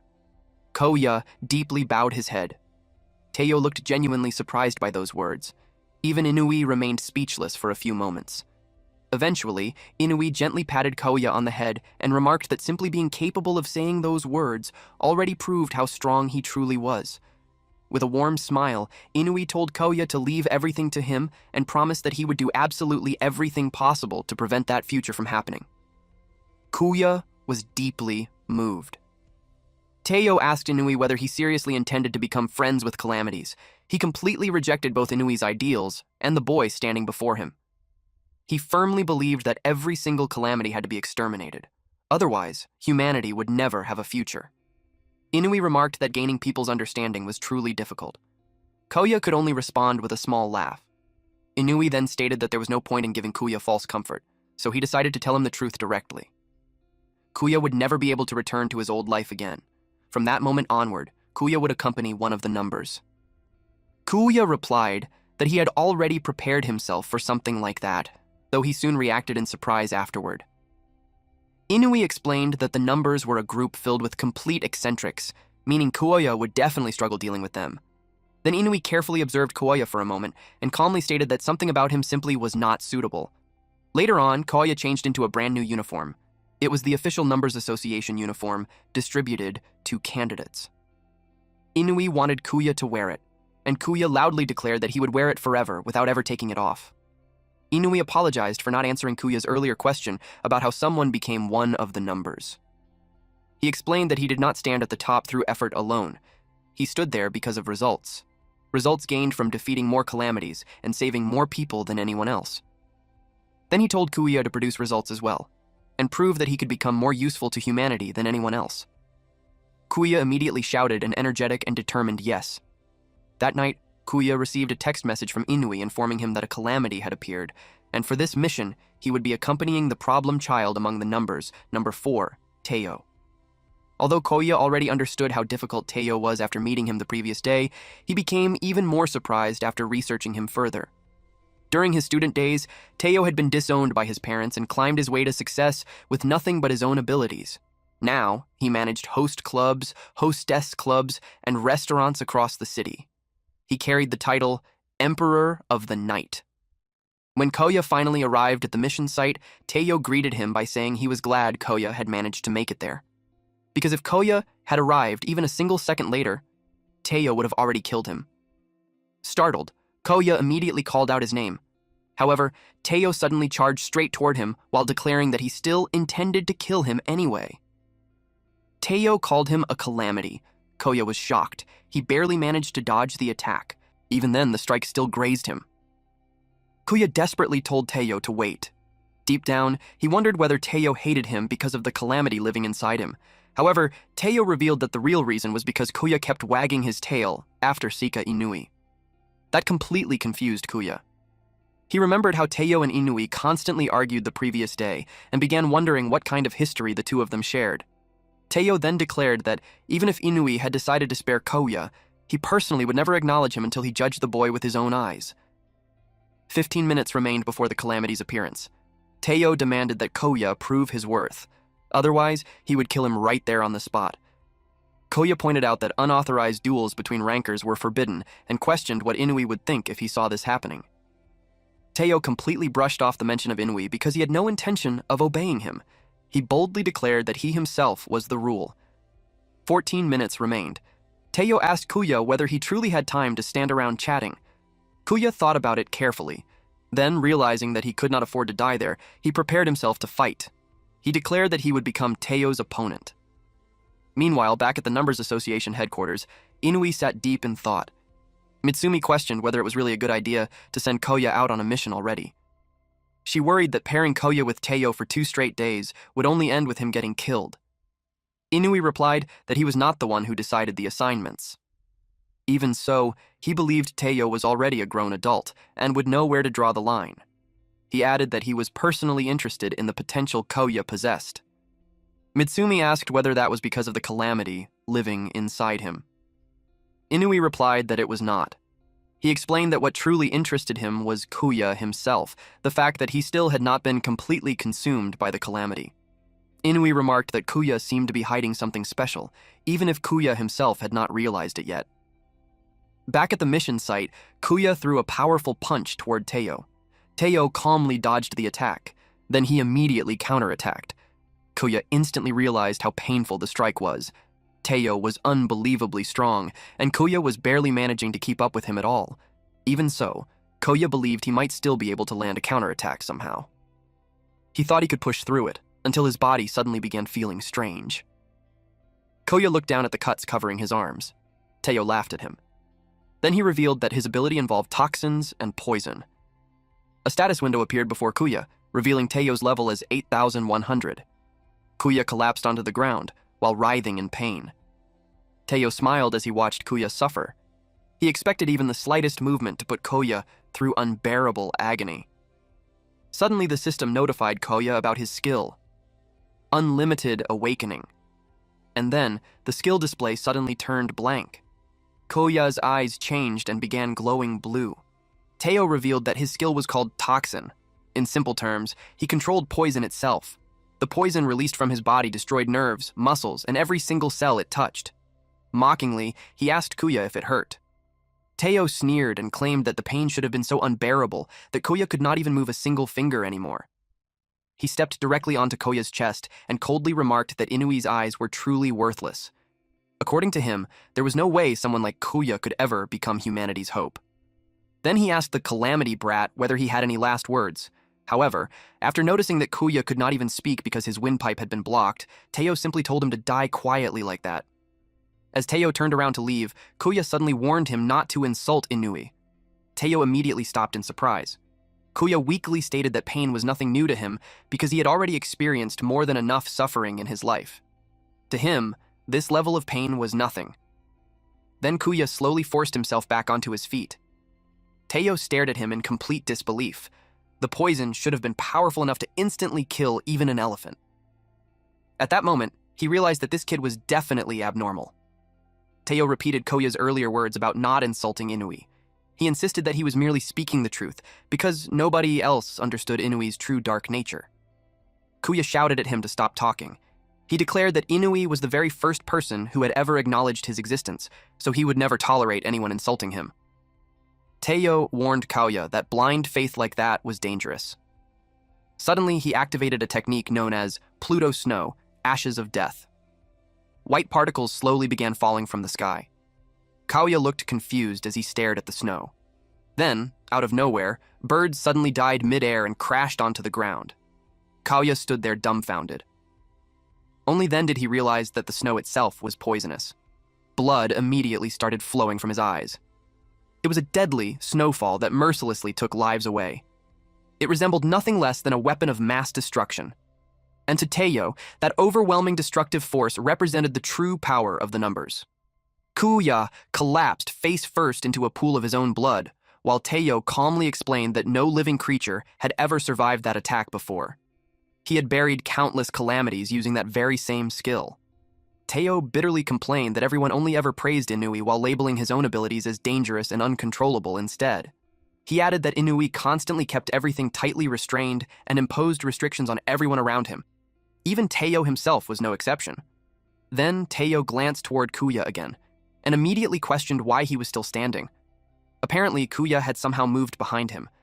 Teo wondered whether Kaoya possessed poison resistance, or if his body was somehow producing antibodies and detoxifying itself in real time. In the end, he concluded that no normal human should have been capable of something like that. He questioned whether this power came from the calamity living inside Kaoya, or from something else entirely. A status screen suddenly appeared. It identified Kaoya Kamakami with no skill, level 8, and the rank of Awakening. The most suspicious part was the fact that there was still no listed skill at all. Kaoya firmly declared that he would never hand his body over to Mugen ever again. With intense determination burning in his eyes, he shouted that he absolutely could not die there. Teo grinned wildly and remarked that Kaoya was the very first person who had ever stood back up after being poisoned by him. He exclaimed that Koya's existence itself was completely insane. The two immediately clashed once again. Their battle rapidly intensified. At that exact moment, the countdown finally reached 0. A portal suddenly shattered open. Then a grotesque blue creature manifested before them. Both Kaoya and Teo instantly shifted their attention toward the monster and shouted at it to get out of their way. The two moved at explosive speed and tore straight through the creature together. A massive shockwave erupted throughout the surroundings. Only seconds after killing the Calamity, both of them immediately charged toward each other once more while unleashing fiery waves of energy. Shouting fiercely, they hurled their fists toward one another. However, a loud announcement suddenly echoed throughout the area. The emergency broadcast informed all nearby residents that the Calamity had already been successfully subjugated and that the restricted zone had officially been lifted. The announcement repeated itself again. Teo looked disappointed. He acknowledged that Kaoya had managed to survive against him. Unexpectedly, Teo invited Kaoya to come work under him instead. Kaoya was completely caught off guard by the offer. However, he refused. He chose to place his trust in Inui instead. Teo simply replied that it did not matter either way. He only emphasized that he had already warned Kaoya. Then he quietly walked away. Kaoya reflected that in the end, he still had not learned the truth behind everything. He continued wondering what exactly was going on with Inui. From that day onward, number 4, Kozuki Teo, was no longer recognized as one of the numbers, and his whereabouts eventually became unknown. Inui received the news regarding Teo. Inui apologized and admitted that he had never imagined Teo would act that way. He blamed himself for failing to foresee what would happen. However, Kaoya immediately told him that he did not need to apologize for any of it. Inui replied that mistakes made within their organization were still ultimately their responsibility. Then, as Teo's older brother, he apologized once again. Kaoya froze in complete shock after hearing that the two of them were actually siblings. Inui casually asked whether he had never mentioned it before. Then he calmly confirmed that he and Teo were indeed brothers. Kaoya pointed out that the information had never even been publicly revealed, not even to Inui's own fans. Inui replied that he personally had no issue making it public, but he believed Teo would have hated that. He admitted that he had never truly been able to understand his younger brother and bitterly referred to himself as a failure of an older brother. Then Inui asked whether Teo had said anything about him during the mission. Kaoya remembered Teo talking about Inui's hidden dark nature and even inviting him to work under him instead. But in the end, Kaoya simply answered that Teo had not really said anything. Inui quietly acknowledged the answer before informing Koya that he had successfully subjugated the Calamity and completed the mission. Then, with a calm smile, he invited Kuya to come back home. Kuya Kamikami stood in front of his school building and quietly acknowledged that it had been a long time since he last returned there. Earlier, Inui had instructed him to go back to school. Kuya hesitated and pointed out that it might be dangerous because calamities naturally gathered around him now. Inui questioned whether that was really a reason to avoid going, especially when Koya still needed to handle withdrawal procedures and collect his belongings. Then he asked whether Kuya truly did not want to meet his teachers or say goodbye to his friends. He reassured Kuya that he would personally handle all the arrangements, so Kuya did not need to worry about calamities appearing. Inui then instructed Shizuka to prepare everything. Shizuka confidently assured him that she would handle all the arrangements properly. Inui simply told Kuya to enjoy his final day at school. Standing alone at the school gates, Kuya thought to himself that Inui was genuinely kind. However, he personally did not have many good memories connected to school. Suddenly, someone shouted his name from behind him. Startled, Kuya turned around and saw teacher Okabe. Kuya immediately remembered how Okabe once called him a failure and a disgrace to the school, even ordering him to start over from the very beginning. The teacher looked like he was about to say something, but Kuya suddenly blurted out an apology for being absent without permission. Unexpectedly, the teacher burst into laughter and said that it was not a problem at all. He even added that Kuya had become the pride of the school. Kuya stood there completely dumbfounded. The other students soon noticed him as well and immediately recognized him as the numbers candidate. Excitedly, they shouted that he was the same numbers candidate they had seen on the news. They talked about how Kouya and Kozuki Teiyo had successfully wiped out a calamity together. Kouya had absolutely no idea what they were talking about. He quickly searched it online and confirmed that the news was actually real. A crowd instantly gathered around him and began asking endless questions about the numbers. Kuya answered that he had personally met Inui, which immediately made everyone even more excited. Then suddenly someone forcefully pushed through the crowd. A man glared at Koya and demanded to know whether he was that Hachiko bastard. Koya recognized him as one of Tanba's men and cautiously mentioned that he had heard Tanba was currently hospitalized. The man brushed it off and told Kuya not to talk about someone who was not even there. Then his attitude suddenly became friendly as he told Kuya that he was amazing now, so it did not feel right calling him Hachiko anymore. He quietly whispered that he was actually a huge fan of Mitsumi and asked Kuya if he could somehow get her autograph for him. Kuya replied that he would try since he had already met her before. The man became extremely excited after hearing that. Kuya felt completely overwhelmed by the sudden change in treatment. Later, he attended class and chatted casually with his classmates. Then he joined sports activities and surprisingly did well at them. He even ate lunch together with his friends. For the first time, it made him realize that school was actually fun. As Kuya reflected on everything, he realized that while he had never truly liked school itself, it had still been the only place where he ever felt like he belonged. And now, he could never return to that ordinary life again. Suddenly, a black vehicle screeched to a stop right in front of him. Kuya and the others stared in shock. Shizuka stepped out of the car and informed him that she had come to pick him up. She explained that Inui was currently waiting for him at the numbers headquarters because of an urgent matter. Kuya immediately recognized her as Inui's secretary. Then, in the blink of an eye, the car sped away. His classmates watched in complete awe while commenting on how cool everything looked. Back at the numbers headquarters, Inui warmly greeted Kuya and asked how school had gone. Kuya looked slightly unwell, but he quickly replied that it was nothing serious. Then, he brought up how everyone suddenly doted on him now, something that would have been impossible before the Calamity incident. He admitted that the feeling was strangely complicated. Inui commented that Kuya was still pessimistic as always. He added that if he were in Koya's position, he would probably just accept that power as his own ability. Koya immediately puffed up and argued that it really was his ability, and the exaggerated way he reacted caused both of them to laugh together. Afterward, Inui explained that Koya would continue accompanying the numbers from now on. He warned him that the numbers were filled with even more eccentric people than Teiyo, meaning Koya's struggles were only beginning. Then Inui asked whether Koya could truly keep up with all of them, to which Koya confidently answered yes. Koya then asked about the emergency situation. Inui glanced toward Shizuka and asked her to explain everything instead. Shizuka informed Kuya that they would first do a little studying before getting into the main topic. She explained that calamities originated from another world, and the stronger a calamity was, the longer it took to fully transfer into their world. After noticing Kaoya's reaction, she asked what the problem was. Kaoya casually replied that the drawing she used was cute. Shizuka immediately blushed and hurriedly told him to focus properly. She continued explaining that for advanced or higher level gate transfers, the remaining transfer time would appear as a visible countdown counter. The basic mechanism was simple. Once the number reached 0, a calamity would manifest. Moving on to the actual topic, Shizuka asked whether Kaoya had heard about the gate that appeared in Yokohama. Kaoya confirmed that he had seen it reported on the news.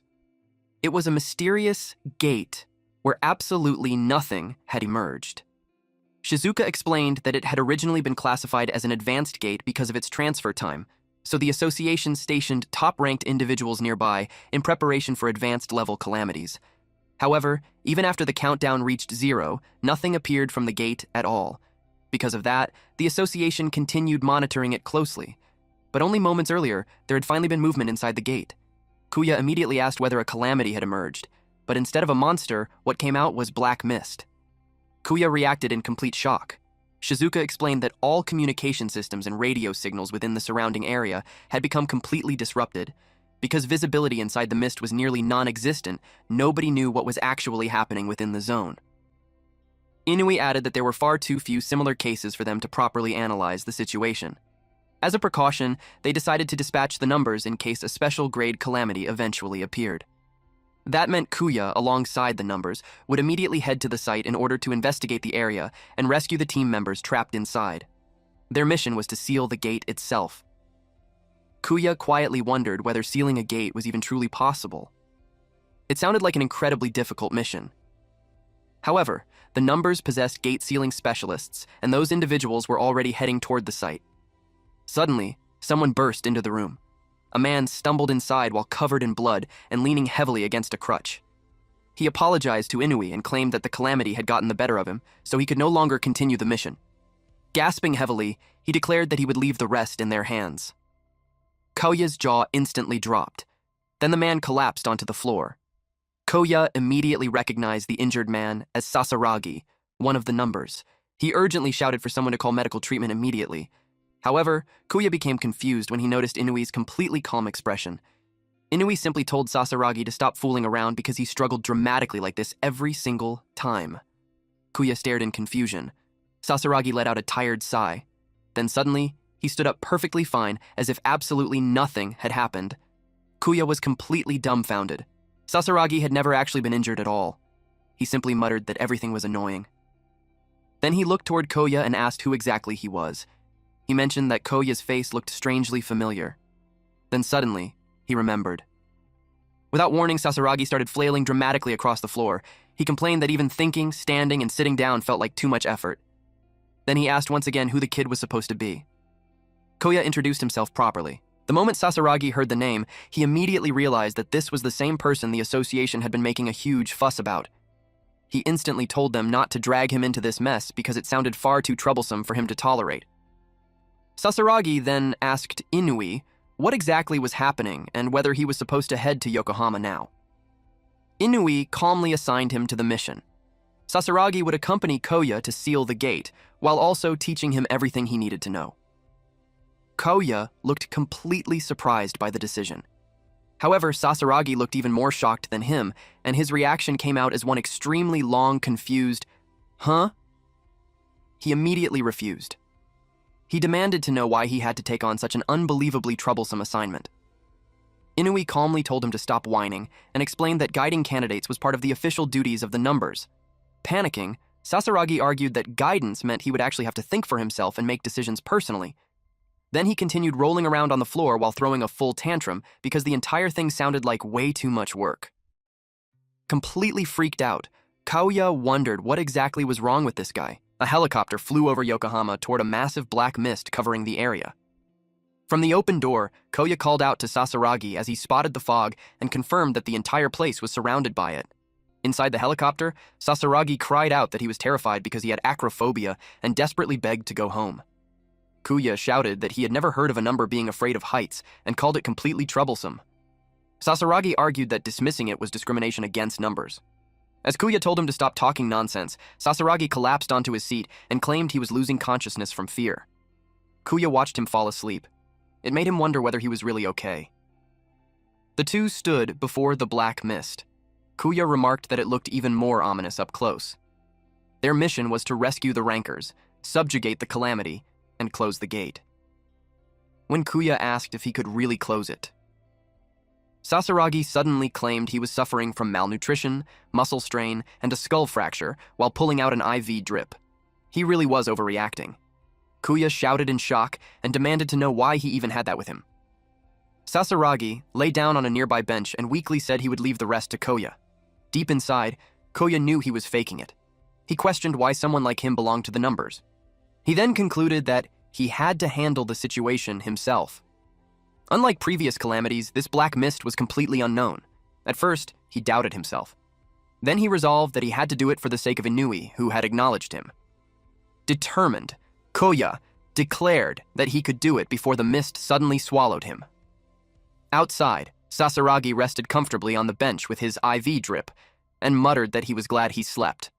Shocked, Kuya suddenly found himself dragged deep into the fog. The inside was completely dark. He could barely see anything. He wondered if the advance team had also been dragged in like that. Suddenly, something tried to attack him. Kuya dodged immediately. He was surprised by what he saw next. There were countless monstrous hands. He wondered if the black mist itself was the Calamity. He activated his skill, Infinite Awakening. He dodged the attacks. He tried to punch it, but he realized he was not hitting anything. He figured it was because the creature was made of fog. His eyes widened in shock. A massive force slammed into him and blasted him backward. He raised his guard against the shockwave. But suddenly, a giant, dark hand grabbed his body and restrained him completely. More clawed hands surrounded him as he realized the Calamity could attack him freely while his own attacks could not connect. The Calamity overwhelmed him with relentless attacks. He gritted his teeth in frustration and remarked how unreasonable the situation was. He forced himself free and decided to retreat. He realized that it was foolish to fight head-on in the enemy's territory. He added that fighting without knowing the opponent's characteristics was beyond stupid. The black mist continued chasing after him. He resolved to wait and watch. Meanwhile, Sasaragi looked comfortable on the bench. He wondered if Kuya had already run away. However, he quickly realized that was not happening and that Kuya was clearly aiming for something. Hiding behind a wall, Kuya realized the Calamity was looking for him visually. He concluded that the main body controlling the hands was hidden somewhere inside the fog. Kuya forced himself to think carefully to find it. He remembered information about every number. Then he recalled a ranker from 4 years ago who fought a slime Calamity. That Calamity could dissolve into water, become invisible, and attack freely when cornered. However, the ranker still found a way to defeat it. Kuya remembered how brilliant and messy that battle had been. He was so excited and trembling back then when he learned about it. Kuya realized the same method might work here, although it carried serious risks. Suddenly, a black mist loomed directly overhead. Looking up, Kuya saw the missing rankers suspended in the air beneath a strange purple aura. At first, he feared they were dead, but on closer look, he realized they were still alive. He knew he could save them if he acted fast. He released a burst of energy and shouted for the Calamity to reveal itself. A glowing red eye stared at him from the darkness. Kuya tried to sense where it was watching him from. Kuya immediately charged forward. A massive blast of purple energy suddenly rained down on him. His eyes widened in shock as he witnessed how huge the Calamity reality was. He defended himself while enduring the relentless attacks, though he got scratched all over his body. Then he remembered a detail. The ranker from before had fled to a palace while taking enemy attacks. That place was surrounded on 3 sides by reefs. He went to a dead-end alley. Back then, the ranker lost his escape route, making him desperate. Finally, a goblin appeared. The alleyway was empty when it showed up, so it got confused. Kuya realized that the series of actions of the ranker became his strategy to lure out the invisible Calamity. He showed himself and attacked the Calamity. This was possible not only because of Mugen's power, but all his efforts over the years which he thought were pointless. But it bore fruit. Meanwhile, Sasaragi was still relaxing on the bench. But then, he opened his eyes when he felt something was wrong. At the same time, Kuya closed in to declare a checkmate. Suddenly, his power stopped. He was shocked. His body suddenly refused to move. Inside him, Mugen grinned widely. He declared that the skill Infinite Awakening had been forcibly stopped. A countdown timer appeared before Koya, stating that the skill would remain locked for 120 seconds. Kuya's body stopped moving.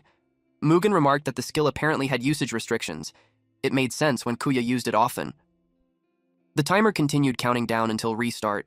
Sasaragi lay on the bench and wondered if Kuya had already run out of skills. He muttered that Kuya was a complete idiot. Meanwhile, the goblin was confused. It inspected him, and started mocking him by showing its butt to him while he couldn't move. Then it had thought of an evil plan. Kuya was confused when purple mist swirled around him. Massive clawed arms emerged from the darkness as the creature transformed into a gigantic, horned demon. Kuya froze in shock. The Calamity slammed him into the ground and crushed him beneath overwhelming purple energy.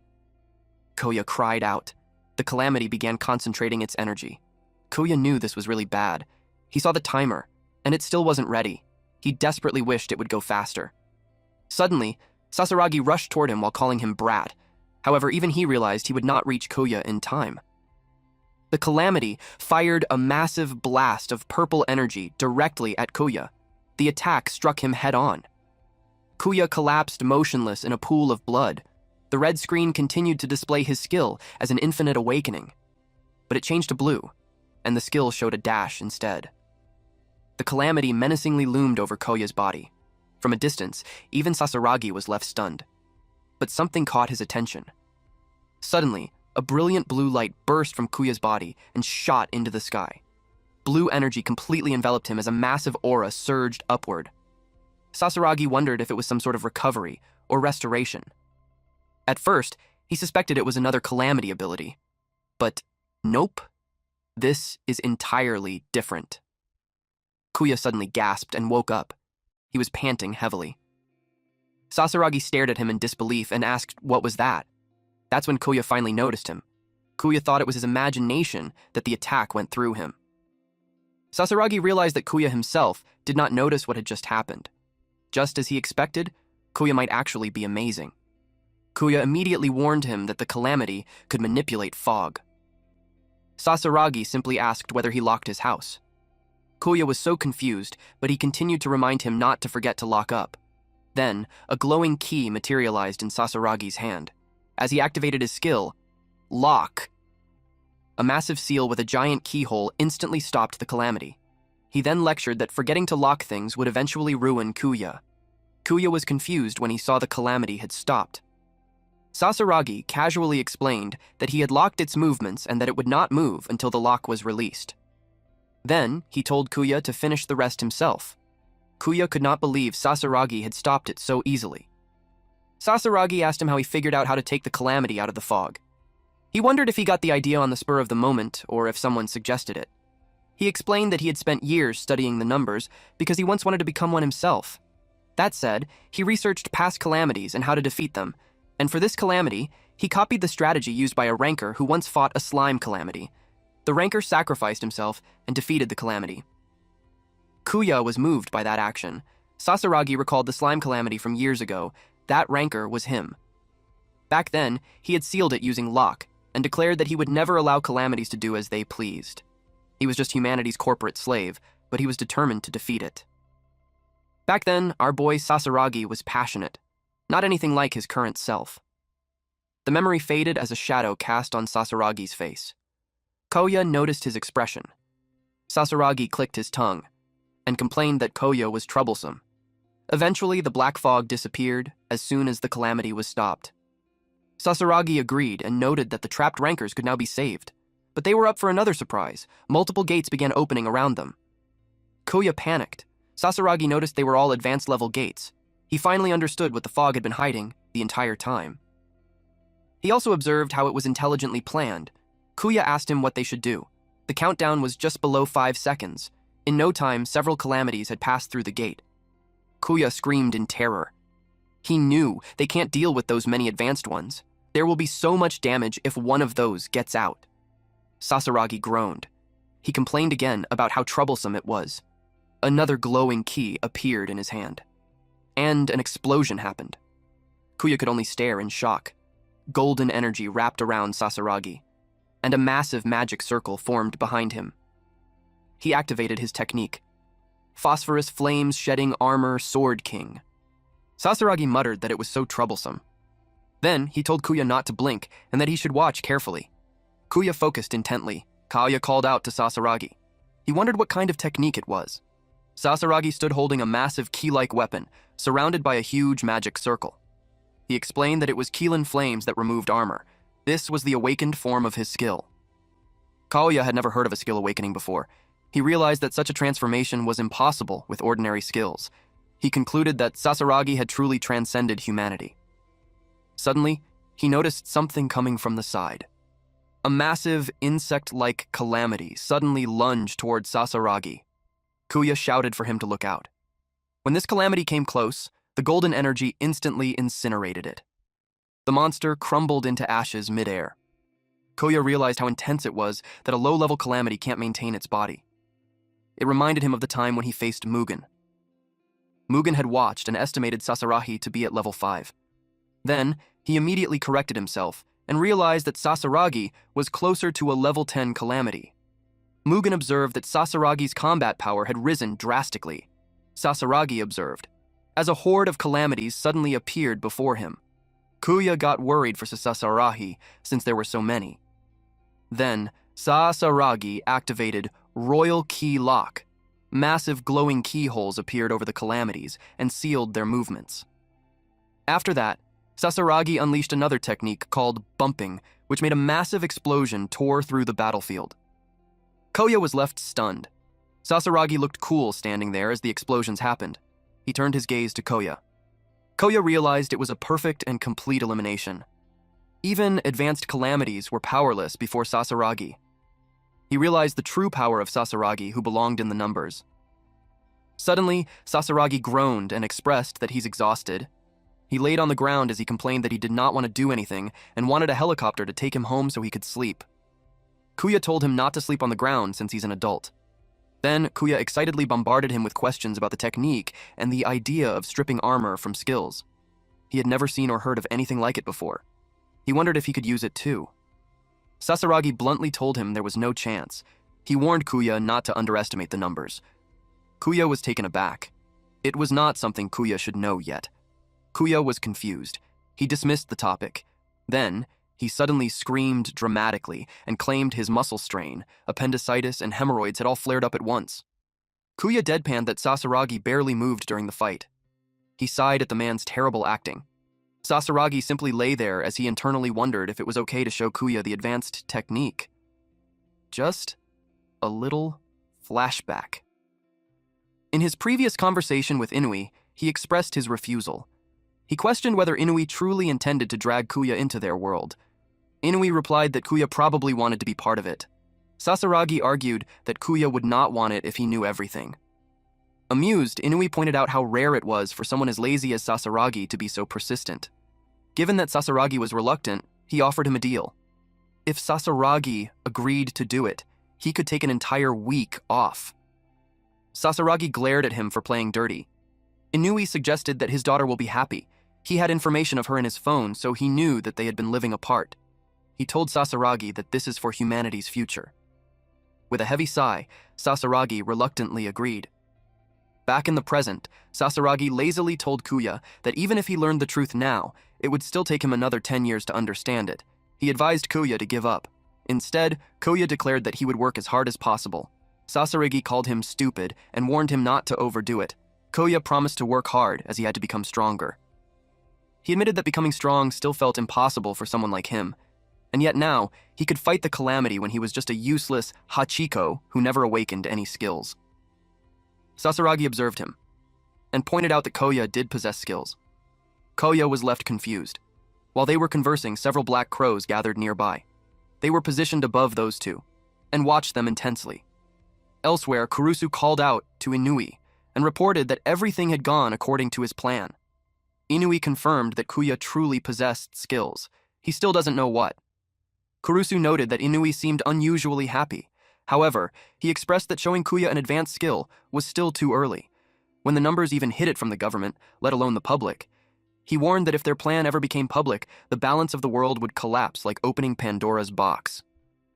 Inui chuckled and agreed that they must never become Prometheus, the one who gave fire to humanity, but he pointed out that a human capable of absorbing calamities had finally appeared once again, which meant that the time froze since that day, had finally begun moving forward.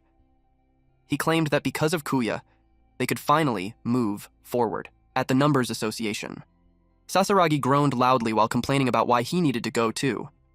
Kuya pointed out that it was a given that they had to report how the mission went. He yelled at him to stop complaining when he's laying in a cart as Koya pushed him through the hallway.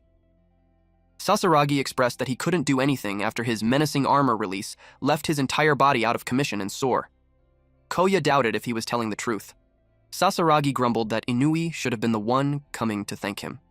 He complained about that bastard, but Kuya told him it's enough since they're already at Inui's room. The door opened to reveal Kei Kusanagi. Kuya froze in shock as Kei stared at him coldly. Sasaragi casually asked if Kei's suspension had ended already. As Kei walked past Kuya, he declared that he had not lost.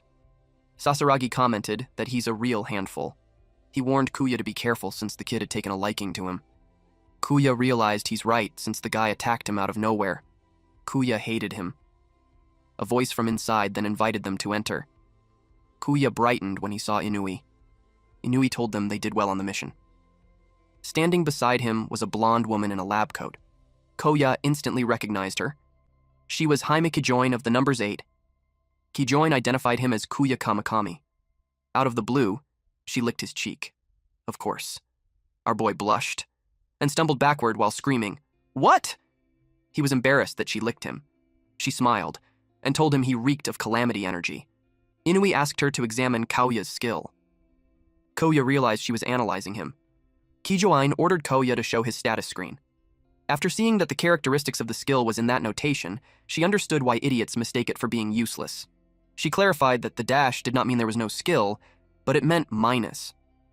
Seeing how confused Kuya was, she knew the conversation wasn't going anywhere with an idiot like him. Kuya repeated the word in confusion. She rephrased it by calling it cancellation instead. She explained that Kuya possessed the ability to minus the power of skills and calamities and return them to 0. Suddenly, she slapped Kuya across the face to demonstrate that it does not work on everything and it had to be activated. Inui suggested that there's a condition to activate it. It could be when Kuya took a lot of damage or if in the verge of death. But what he's certain of is that this skill was suppressing the calamity inside Koya. Koya couldn't believe it. He remembered being bullied in the past for not having any skill. He was treated like an errand boy and was even nicknamed Hachiko. And now, he learned that he has skill all along. This made him emotional. He cried. But the moment was interrupted when Kijoin told them she disliked speculation and suggested dissecting him immediately to investigate further. Kuya reacted in horror at the mention of dissecting.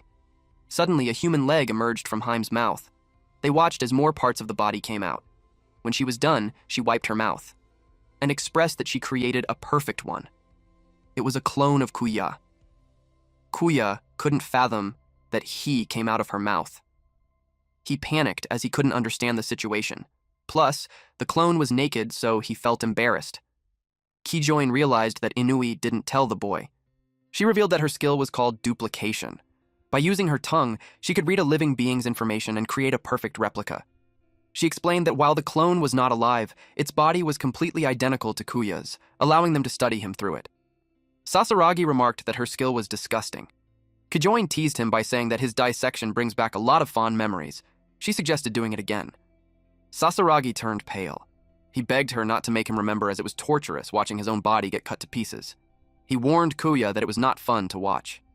Kijoin announced that she would begin dissecting Kuya at once. Unexpectedly, the clone suddenly grabbed her by the throat. Everyone froze in shock. The clone warned her not to touch it so casually. Kuya saw Mugen in it. Kijoin glared at it. Using a scalpel, she took the clone's arm and remarked that the doll was surprisingly lively. Amused, she commented that things had finally become exciting. Kuya felt bad for his arm. She dragged the naked clone out of the room by its hair, casually stating that she would report back after learning more. Kuya bitterly watched. Inui explained that she was normally far too important to personally examine an ordinary rancor. He stated that this proved how much he expected from Kuya. Then he declared that Kuya was the one who would end the war against the calamities, and that he believed Kuya was humanity's hope. Kuya remembered Inui calling him that before. Inui then went on to explain that humanity awakened because calamities appeared in the world. He stated that humans and calamities were two sides of the same coin. Because Kuya possessed both, he had the potential to transcend them entirely. However, Inui warned that Kuya's power remained incomplete and unrefined. He explained that this was why he had Sasaragi show him the armor release technique earlier. Inui clarified that majestic armor release was a secret art only permitted to the numbers. Because of that, Kuya needed to rise through the ranks quickly. He stated that ranks were determined through levels, skill proficiency, and mission record. After defeating 2 high-class calamities, Kuya had already risen from unranked to low rank. However, the road ahead was long and steep. Kuya had no choice but to continue training and climbing higher. Suddenly, the entire room shook violently. An overwhelming pressure filled the area. Kuya immediately broke into a cold sweat as he felt an aura far beyond anything he had ever experienced. He wondered if it was Mugen's. Inui wondered if the special grade calamity from 6 years ago had returned. Kuya realized he was talking about Mugen. Inui explained that the public believed he defeated the calamity back then, but in truth it vanished before the subjugation ended. He admitted that he never learned whether it returned to its world or simply hid somewhere else. Hearing this, Kuya nervously prepared to confess that Mugen was actually inside him. But before he could speak, Inui coldly stated that the creature destroyed the world and took away the person he loved. He swore he would kill it the next time they met. Kuya froze in shock from the killing intent. Mugen chuckled and told him that he doesn't mind if he snitches. He challenged Kuya to do it. Suddenly, a messenger burst into the room and reported that a special grade gate had appeared. The detected pressure was unlike anything they had ever encountered before. They believed it to be a new special calamity. The counter showed approximately 1 year before the calamity came out. Inui realized that it was a new one, and it will be there in a year. Sasaragi sighed and complained that this was becoming another massive pain in the ass. Inui expected Kuya to hear all of that. He stated that humanity only had 1 year left before disaster arrived. He expects Kuya to know what to do. Kuya was determined. He declared that he would become one of the numbers. 1 year passed in Tokyo, and only 1 week remained before the special grade gate opened. People went through their daily lives. One man remembered when the special grade calamity from 6 years ago had turned everything into a wasteland. He feared Tokyo would suffer the same fate if they failed to escape in time. Suddenly, there was a calamity warning. Then, a dark purple gate opened directly in the middle of the street. A massive serpent-like calamity emerged with a deafening screech. The crowd panicked and begged for help. Suddenly, bright orange energy descended from above. A powerful strike slammed into the calamity and crushed it instantly. The calamity was completely destroyed. The man thanked him and cautiously asked for his name. Kuya smiled casually and replied that he was nobody important. He was glad that they're safe. Suddenly, Sasaragi shouted at him not to leave them behind and complained about who would pull his cart. Kuya immediately snapped at him for constantly making other people drag him around. Sasaragi told him they should hurry to the Numbers Association since Inui was waiting for them. Kuya replied yes. It had already been 1 year since he last saw Inui. At Inui's office, Shizuka apologized and informed Kuya that Inui was not there. Surprised, Kuya explained that Inui himself had summoned him. She clarified that Inui was waiting somewhere else and asked him to follow her. As they walked downstairs, Shizuka thanked Kuya for his hard work during the past year. She mentioned hearing that he fought calamities in America alongside Sasaragi. Kuya explained that America lacked an organization like the Numbers. So many awakened individuals worked independently as bounty hunters. He admitted that dealing with both eccentric heroes and calamities made it the hardest year of his life. Shizuka noticed that his hair had grown much longer. Embarrassed, Kuya admitted he simply never had time to cut it. She observed that both his appearance and physique had changed so much that he barely looked like the same person from a year ago. Massive doors opened. It was an underground training facility. She explained that the Numbers and their candidates used it for training. Kuya noticed someone. It was Inui, and he excitedly announced that he had finally returned after a year of training. Inui noted that Kuya was now rank 12, a level close to the Numbers themselves. However, he stated that it was now a matter of whether he had the strength to back it up. Suddenly, he suggested a match. He wanted to see if Kuya could land a hit on him. He encouraged our MC to use his full power. Inui was holding the Judgment Sword, the weapon used to destroy calamities. Koya was aware that one hit would not let him get away unscathed. He realized Inui was completely serious. Instead of being scared, Koya felt excited, because it meant Inui truly acknowledged him. He inhaled deeply and shouted that he was grateful. At that same moment, our boy's hair changed color again to bright red. He was just like a Super Saiyan. He rushed forward at incredible speed and vanished from sight. Inui focused. He sensed Koya's punch and evaded it. Koya's fist was wrapped in energy. Inui witnessed the power of Calamity. Koya continuously tried to lunge him, but he evaded it all. Inui pointed out that Kuya had infinite awakening from the Calamity's power and minus for cancellation. He was curious on how he would use those opposing powers. He was excited to see Kuya's strength. Kuya activated minus. His hair turned back to normal again. Then, bright blue energy crackled around him. Kuya launched himself forward and collided head-on with Inui's golden energy. Inui was surprised. Kuya looked serious. He lunged at him mid-air. Inui realized Kuya could switch between his own skill and the Calamity's power with no lag. He also noticed that Kuya had gained perfect control over the Calamity's destructive energy and could concentrate it in one point. Inui admitted that even he could not take the attack head-on unharmed. Kuya extended his hand and activated minus. That power was a bluff. Kuya was about to punch him instead, but he was surprised. The sword was gone. Then countless glowing blades flowed above him. Inui smirked and asked how he planned to handle that. Kuya's brows furrowed. Energy gathered around his legs. Using explosive force, he launched himself through the air and avoided the barrage while counterattacking at the same time. Suddenly, a blade pierced into his body. Inui appeared behind him and pointed out that his back had been completely open. Kuya apologized, because he intentionally left it open. Then, Kuya unleashed a powerful kick directly into Inui. The impact sent Inui crashing backward. Kuya became confident, but he saw Inui was still standing. He had his shield up. Then he told Koya that the shield didn't make it in time, and he was scratched on the hand. He praised him for that strike. Kuya's eyes widened, and he rejoiced that he managed to do it. Inui observed that Kuya had not only mastered his own skill, but had also made the Calamity's power completely his own. Kuya explained that during training, the Calamity inside him eventually stopped trying to take over. Its power had begun to feel like a natural part of his body. He admitted he did not know whether it had simply given up. Inui remembered Kajoin's report. He came to her lab and saw the replica of the boy. She told him he could have it if he wanted to, but he refused. He asked what she learned, and she told him that the thing was no longer human. It was a calamity. Back in the present, Koya nervously asked if something was wrong. Inui replied that it was nothing. He thought to himself that he was worrying over nothing. Inui expressed that he was curious about what the calamity inside him looked like, but our MC remembered the killing intent that Inui released when he was talking about Mugen. Naturally, because of that, Kuya could never reveal the truth. Changing the subject, Inui reminded Kuya that the special grade gate would open in 1 week. He also pointed out that Kuya's mission was still incomplete. Kuya knew that it was because he still needed to become one of the numbers.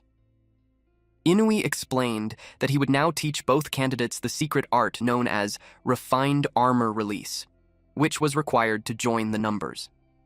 As Inui walked away, Koya suddenly paused at the mention of both. Then Kei Kusanagi appeared behind him and asked if Kuya was the other candidate. Kuya jumped back in surprise. Inui introduced Kei as rank 11 and Kuya as rank 12.